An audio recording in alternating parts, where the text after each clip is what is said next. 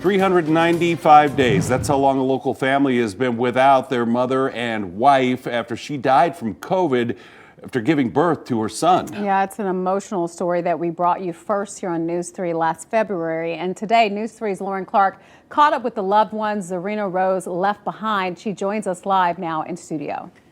Well, Latoya and Jim, her widow, Nick, says his wife, Zarina, a former nurse, was a woman who loved her community and family deeply. She would give you the shirt off her back, he said, and she had so much positive energy and love. Now he's working hard to keep going and to honor her memory.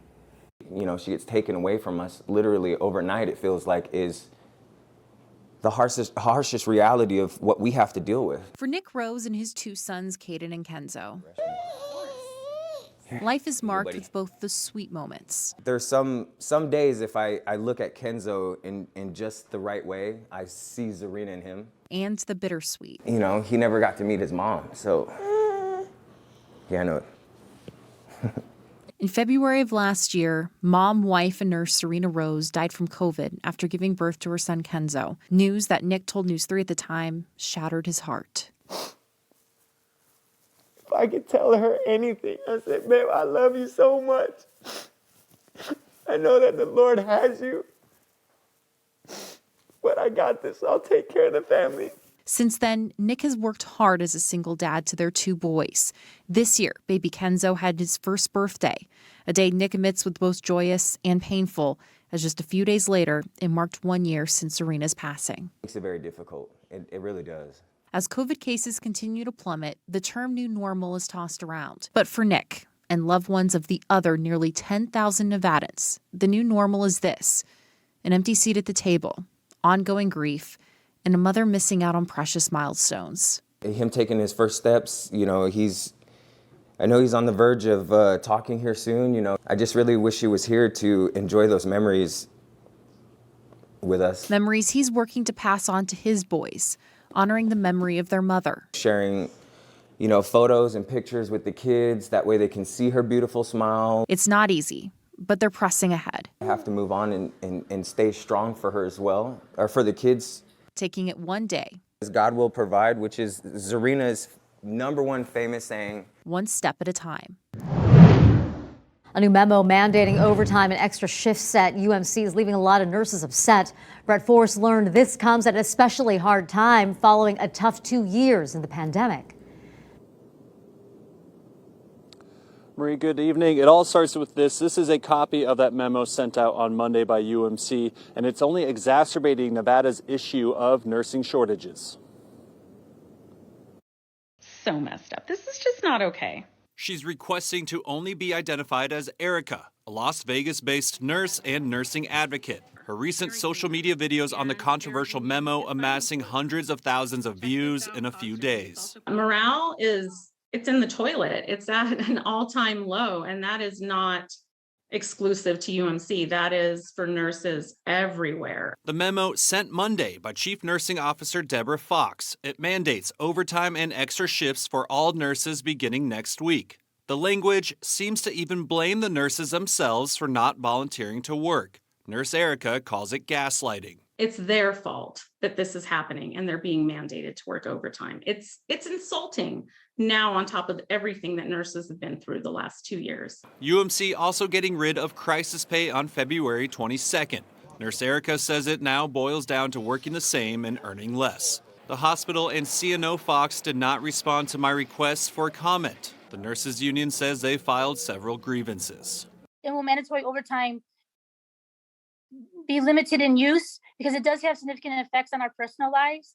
And so we just want to be recognized for the hours we've contributed. Many nurses declining to interview for this story, saying they fear retaliation if they speak out. The Nurse Journal says Nevada has the second largest nursing deficit in the country. I understand they're definitely getting stretched and burnt out inside of this environment. But there is something truly special about them because they feel like this is what they're meant to be. Tanner works for Nightingale College, training hundreds of nurses in Nevada. Programs like his hope to eventually reduce the need for things like mandatory overtime. But it's long-term relief that doesn't help UMC or its nurses for now. Both sides are in a no-win situation. And the nurses union tells me they did meet with UMC executives this morning, and they expect to meet with them again next week, saying both sides do have valid concerns, but that the nurses just can't live on mandatory overtime.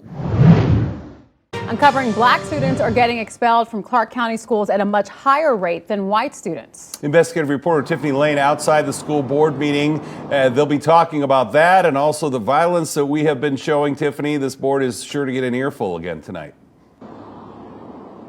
That's right. We are about an hour into this meeting, and so far we haven't even gotten to those agenda items because there are so many community members getting up, voicing their frustrations. Let's start off with the disproportionalities when it comes to expulsions and suspensions involving minority students, especially black students.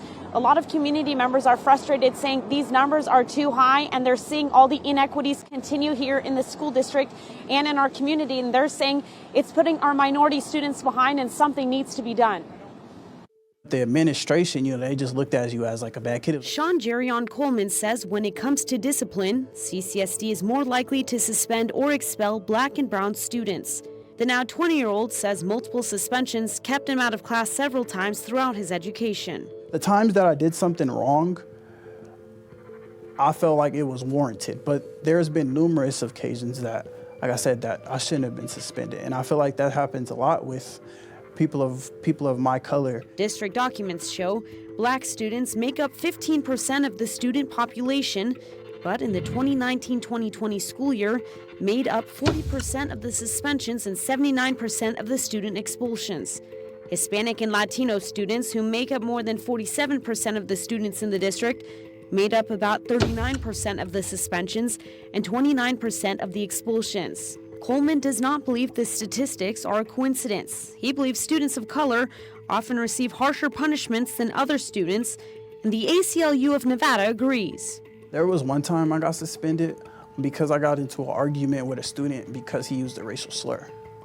And when but I got suspended and he didn't. We've heard time and time again from students that they have not been afforded equal treatment. Up until a couple years ago, even really actually until last year, there wasn't even state law preempting what the process was with respect to racism. Atar Hasibullah, the executive director of the ACLU of Nevada, says the cycle of issues impacting minority students, including suspensions and expulsions, trickle into education. Grades 3 through 5, proficiency in math, and less than 10% of black students in CCSD. And if a student is constantly being subjected or targeted for discipline, they don't feel a sense of comfort in the school, then it's natural that there would be an impact on their ability to learn and to grow in that regard. CCSD is working to address disparities in suspensions and expulsions. Steve and I work closely together as the director of recruitment to ensure that we are recruiting not only from all the local colleges that we have and all the colleges across the nation, but we have a focus on recruiting from HBCUs, HSIs. HBCUs, historically black colleges and universities, and HSIs, Hispanic serving institutions. As for Coleman, he wants to see more immediate changes in the classroom. I've went through it, I've seen it, and it's like, I just don't get it. We gotta do better as not only a school district, but as a community. And as we know, this is a very important discussion to have here in our community. We'll continue to provide ongoing coverage of this issue. We'll also look into things like implicit bias. We'll have that story hopefully next week for you guys.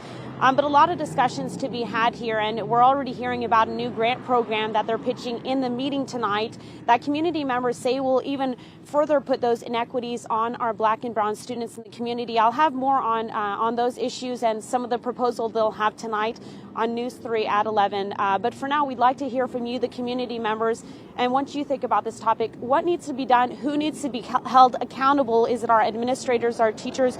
What needs to be done to address this issue and move forward from this? Reach out to my tip line, schooltips@news3lv.com, or call 702-805-0489. I'd like to hear from you.